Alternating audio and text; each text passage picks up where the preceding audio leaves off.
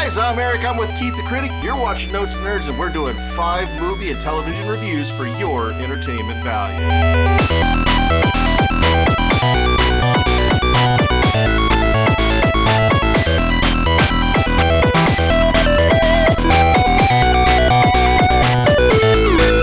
Hey, welcome to the aisle seat with Keith and Sickle. And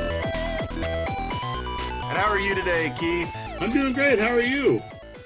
Not too bad. Not too bad at all. Just 4th of July is over. It was an interesting 4th of July, I won't lie. So I am looking forward to the rest of this month. Hopefully Jumanji Level 7 doesn't come and kick our butts everywhere, because this year has been a Jumanji game. That's for darn sure. I tell you what, I can't go to any movies because no new movies are opening. And, you know, the virus is going on and all that stuff. It's just ridiculous. Definitely oh, my God, ridiculous. yes. But there's some good movies that we're going to review today, though. That's right. So let's go ahead and kick it off with the first one you got for us. Okay, the first movie is called The Jerk. It came out in 1979 and is directed by the great Carl Reiner, who just passed away last week. And, you know, so this is a simple movie where Nathan Johnson is he's adopted by a African-American family. So he does everything that he just kind of wants to go away and start his own life. And so he stops and he makes it out of town, and then he works at a filling station ran by the great Bill Macy, who passed on. And this movie is funny. And then Nathan Johnson develops a special glasses that makes you go cross-eyed, but they don't realize it when they sell a bunch of copies of this. So him and Bernadette Peters are celebrating, they're wealthy, and everything is going real good. And then all of a sudden, out comes Carl Reiner, who plays Carl Reiner, and he said, "This makes me go cross-eyed," so he's cross-eyed. So, but I'm telling you what, this movie is hilarious, and Carl Reiner is excellent in directing. I like the way him and Steve Martin really worked well together. And, you know, and also he made, I think he did Man with Two Brains too, I don't know. But anyways, this movie is excellent. I thought Steve Martin is one of the funniest guys around. And if he's funny in just about every role he plays in. And if you can catch him, I think he has 3 comedy albums out, came out in the late 70s, and probably the last one in 1981 or something like that. I tell you what, you can pick those up. But Carl Reiner is such a tremendous director, and I liked how him and Steve Martin had been close friends till it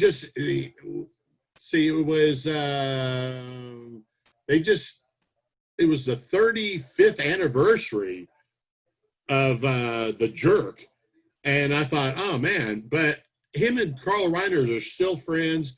And I think Carl Reiner is one of the most brilliant minds. He's a great comedy writer, and this movie is excellent. And Bernadette Peters is great in it. And this movie is fantastic, and I highly recommend you watch it. And because it is tremendous. Definitely. And Steve Martin, I was a big fan of his growing up, so you're definitely not going to be missing anything. You're going to miss a lot, I should say. You're going to miss a lot if you don't see anything he's in, especially since Steve Martin hasn't really been doing much lately. So you know, he does a lot of him and Martin Short are touring, and then he makes some movies once in a while. But yeah, he's more into music now. He's always been great at playing the banjo. Oh yeah, definitely. And yeah, so and he still has his own singing group where he plays the banjo. So there you go. All right, so let's go ahead and move on to the next movie that you have for us. Okay, the next movie is called Up. Came out in 2009. And I'm telling you what, this movie, I got to tell you this, it made me cry. There we go. It is definitely a classic. I love Pixar films. I don't know anybody who doesn't love Pixar films. And yeah, they always make you cry. The bad thing is it makes you cry within the first, 5 minutes. Oh, yes, I know. I tell you, Carl Frankenstein, of course, is voiced by the great Ed Asner. It shows the story of his life when he was a little kid till he gets married, and eventually his wife passes on, and then he wants to make the last trip he's ever going to make. So he has balloons on top of his house. So he decides, well, I'm going to go where my wife and I wanted to go, and so he goes. And I tell you what, this movie is so good, so entertaining. Russell is voiced by Jordan Meyer, and of course, Judge Peterson plays the dog named Doug. And I'm telling you what, this movie is so good. Like I said, it makes you cry, but then there's some happy parts in it. And Doug and Russell are hilarious in it. And Ed Asner, I think Ed Asner is fantastic. But I'm telling you, it'll make you happy. It'll make you cry. And how the looks of this movie is perfect. Just like the Toy Story movies are, Bug's Life, and all that. They're all so well done. And I'm telling you, you can pick this up on the Disney Channel.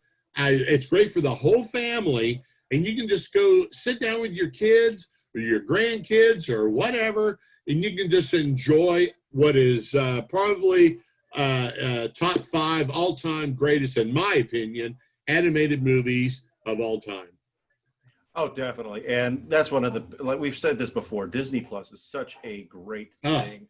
Because there's so much that's available on there, and because Pixar is a Disney company, the fact that you get to watch all of those and as many times as you want, you can cry until you can't cry no more with this movie.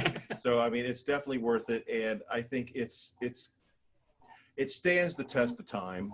Even the visual effects, even though like everybody's afraid with computer generated effects that they won't last long, but Pixar is one of those special companies that knows what they have to work with, and even the original Toy Story still stands the test of time. So it works. So in this kind of scenario, I would say honestly, don't be afraid because it's a CG film. Go out, you're gonna love it. Watch it. Definitely a high mark.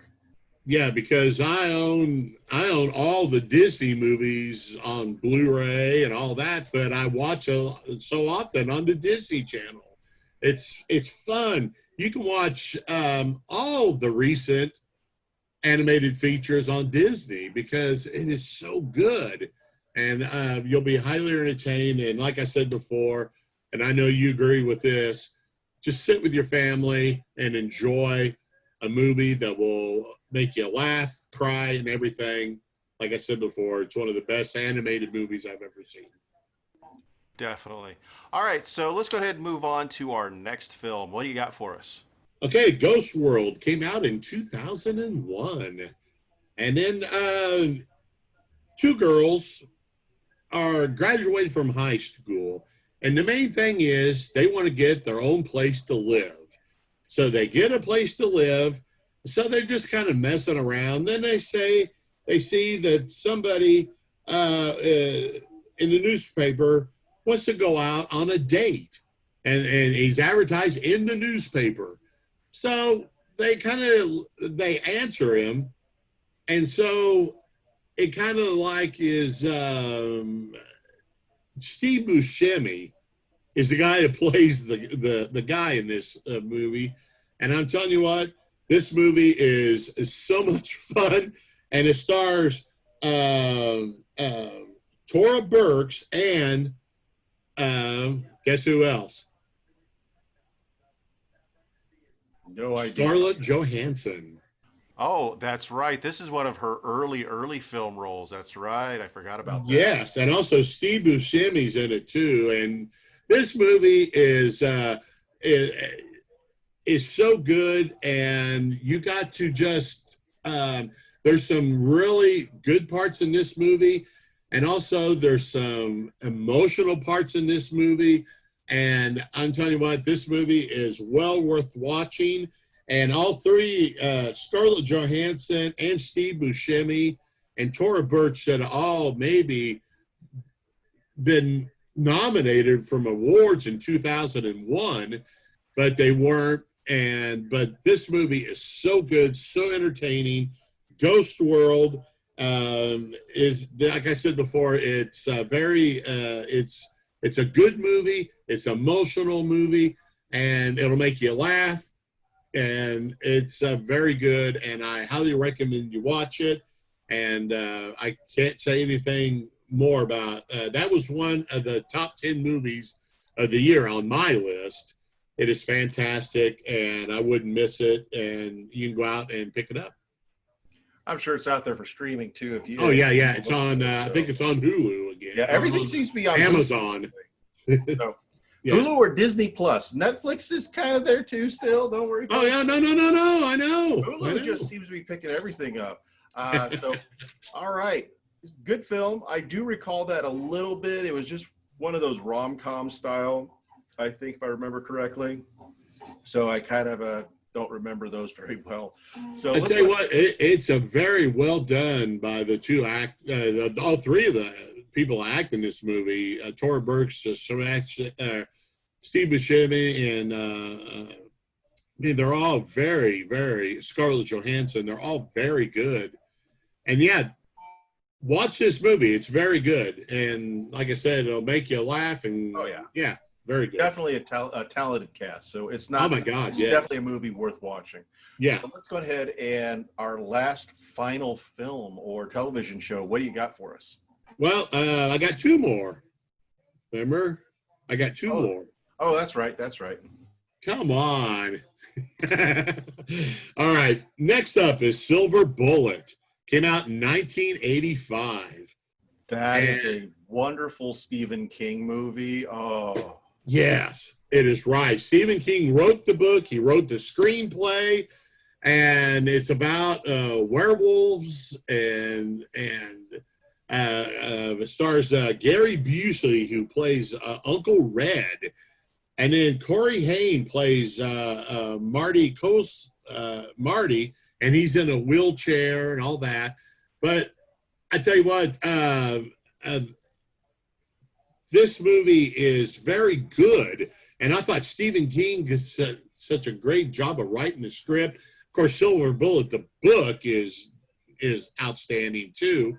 But the werewolf is going around, and he's killing people in this small town, and you don't know.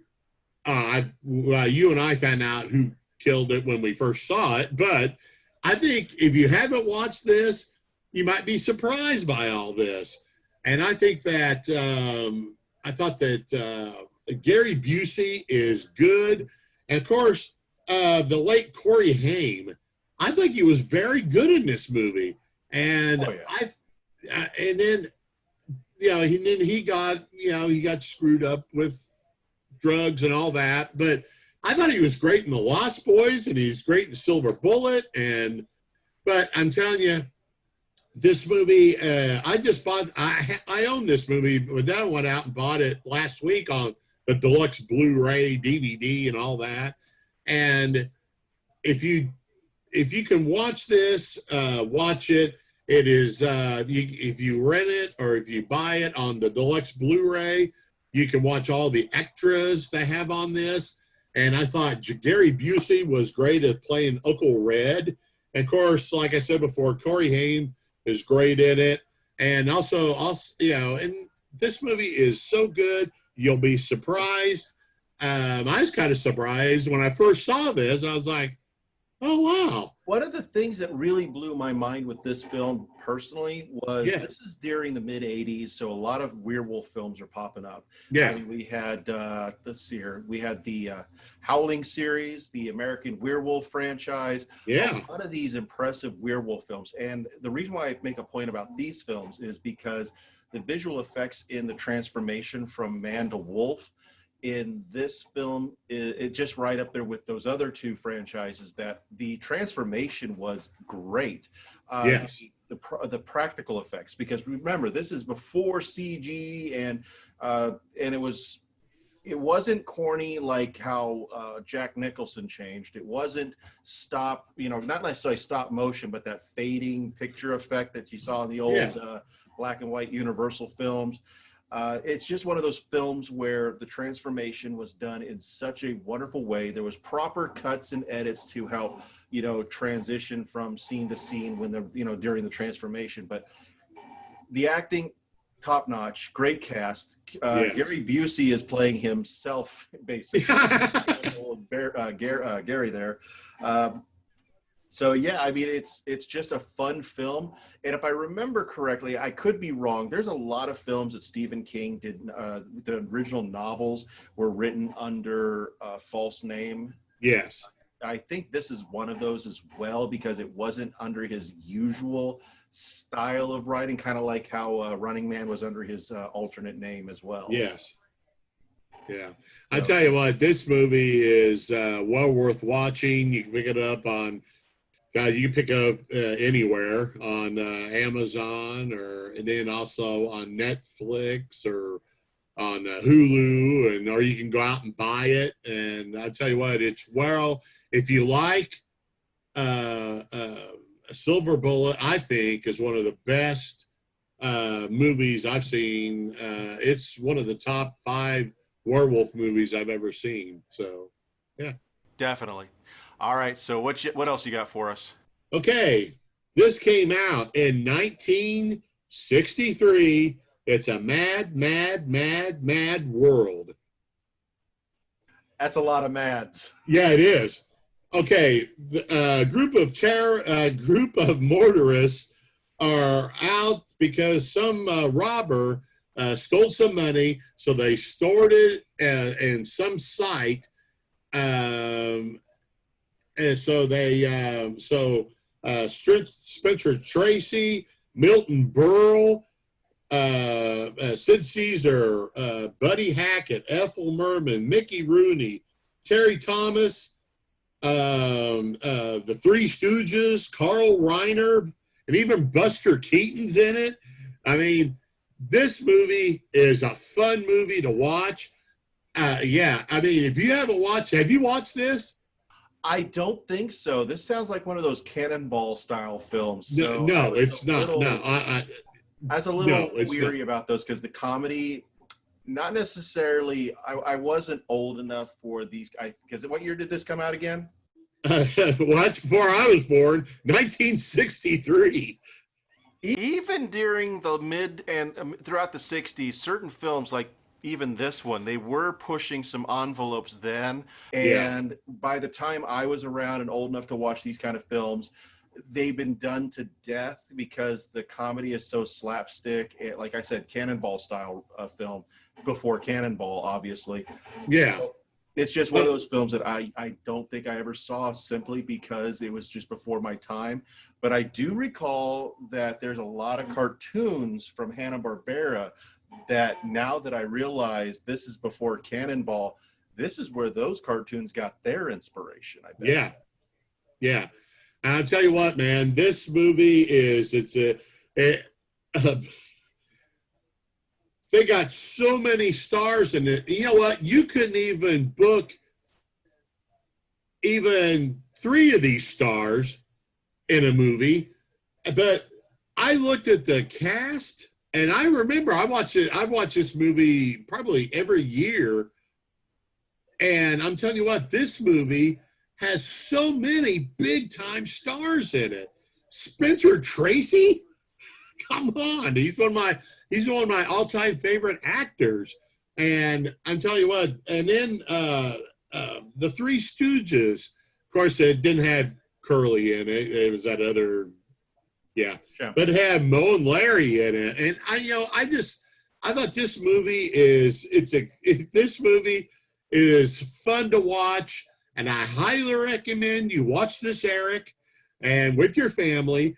And I'm telling you what, you'll be amazed because it's Cannonball Run. They took some hints from Mad World. Because they said, well, let's do this with car racing and all that. And so I tell you what, this movie is excellent. And like I said before, you can pick it up at any place. You can pick it up on anywhere.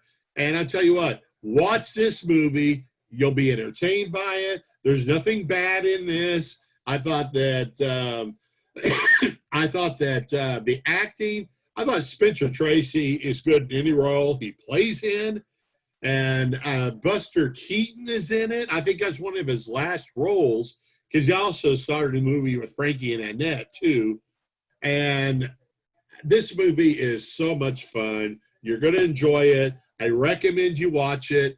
And I can't recommend this movie enough. And it's something I watch once probably every year. And my kids like it, too. So, yeah. There's always a special place for that kind of humor, so I definitely could see the joys of it. So definitely something I'm going to have to put on the list to watch, which I probably will never get around to because it seems like every time you turn around, there's always something new to watch, and it's ridiculous. Yeah. So that pretty much covers it for you, doesn't it? Yeah, it does. It does. Yeah. All right. So real quick, I do want to say I was going to do my binge watching of a couple shows this week, and You and I both watch Stargirl. We're addicted to Stargirl. That is so good. And it was renewed for another year. Great news. Yes, it's been picked up for a second season, so I'm really excited to see that. But I was going to binge watch Doom Patrol for this week's episode. Unfortunately, I forgot when I made that announcement what this weekend was, and I kind of forgot. So we'll definitely get that situated for next week. I have heard lots of good stuff about this season of Doom Patrol, so there is that. So that's always good. Yes. But other than that, I do want to point out that I'm really digging how Agents of S.H.I.E.L.D. has been going for this whole season. They keep doing these fun styles. Last week's episode wasn't really all that special in a sense, like every other episode has kind of touched on and really emphasized the era it was from. But this last episode was more of a dramatic episode. Next week, it looks like it's going to be that all in or nothing 80s over the top style. So I'm really excited to see how this week's episode turns out. How many episodes are left in this? I forgot. They just hit the 80s. 1982 or 84 is when this episode's going to be taking place. Yeah. And I believe the Chronicom issue has been dealt with for the most part. So a few other little things going on. I did notice in the trailers that they're hitting on a chopping mall / short circuit style robots. So it's kind of a mishmash there. I'm really excited to see how that turns out. So it looks like it's going to be a lot of fun for this week's episode. Stargirl is really pushing heavy now.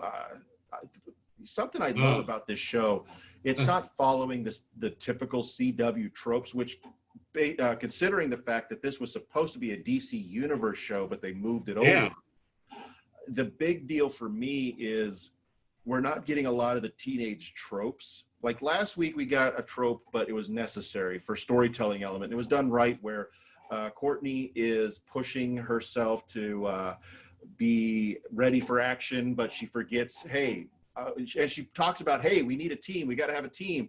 But what does she do? She kind of forgets that she's supposed to be on a team and does everything herself, which is emphasized in the training scenario scene. So I'm really excited to see how that goes with the team building. And then now we know that her identity is pretty much been figured out. Yes. So this week we see the fallout of how that goes. Oh. And I'm curious if they're going to do the teenage version of the Injustice League, which is what the show's kind of hinting at, or are they going to stick with the guns and have the main adults be the villains? Because I don't know how I feel about it. I do like the idea. It kind of falls into that teenage superhero trope again that I don't mind. I do want to see that, where the adults, the parents of some of the kids, are villains, and in the Justice Society, they bring in maybe some of the villains' kids. Like, I'm curious how that Icicle Sun issue is going to play out. That one looks so interesting. Me too. So, by the way, on that show, I love the fact that Amy Smart and Luke Wilson are really good as the parents, and everybody who are older adults, I think they play the roles really good. Luke Wilson and Amy Smart are really good actors too. Definitely, they are fantastic actors and actresses. Honestly, I mean, the whole cast so far has been phenomenal. I can't think of his name who plays Icicle, but he is a wonderful actor. I've seen him in a variety of other comic book based shows where he was always the villain. And he's even gone on record in an interview talking about how he prefers playing the villain because there's a little bit more freedom. Right. And honestly, his villain is so relatable in a good way and a bad way. You have a certain kind of remorse, not necessarily remorse. What is it? You just kind of empathize with him, with the loss of his wife. And I'm really hoping they kind of lead into how he lost his wife. What was it that killed her? Because I'm guessing it was cancer. So what kind of cancer was it? Yeah. You never know. You got to keep watching. Oh, yeah, definitely. So with that, that pretty much covers it for this week's episode. Still, we're working on some things with Slash and Bash still. That's always a work in progress. We will have more information for you guys when that comes about. There was some experiments that we did that aren't quite working out the way we wanted to, but that's just how things go. Yes. We do have some ideas that we're working on this week to put out on the Keith the Critic website, along with Notes Nerds, kind of a cross-promotional, well, not really necessarily cross-promotional, since we're all working together as a big team. Big old, just a way to generate your guys' interest in the products that we produce, along with a few other things. I do want to let you guys know, speaking of products, I do have my new merchandise line out over at shop.notesnerds.com with our new t-shirt design. And my son is my son who was born without sun parts. Some of you might get that joke. And it's not necessarily as a joke, but it is. I discussed it with him, and he finds it amusing. So he's got art up on the website, work by Damien. So there you go. Great artist, great work. Of course, I'm dad, so I get to say that kind of stuff. Exactly. But I think you guys will like the stuff. Go there, buy his stuff. The reason why I push it is because my son is transgender and is transitioning. So it does definitely help him out with people getting things out there to help the right direction. So with that, Keith, thank you for being on this week's episode, and I'll catch you next week. All right. Hey guys, if you want to help support Notes Nerds, please go to our Patreon at patreon.com/NotesNerds, where you can give a little to get a lot back. Tiers are only starting at just $1 whole. If you also want to help support us by owning some of our personal merch, please go to shop.notesnerds.com, where you can purchase anything you like t-shirts, stickers, posters, totes, and a whole lot more. Don't forget to go to all of our social medias at YouTube, Facebook, Twitter, Tumblr, Instagram, where you can subscribe, follow, like, all that good stuff to keep up with what we're doing. Also, go to our website at www.notesnerds.com, where you can check out our blog, you can check out our calendar for convention dates coming up, where we're going to be, what we're going to be doing, all that good stuff. So, thank you, and tune in next time.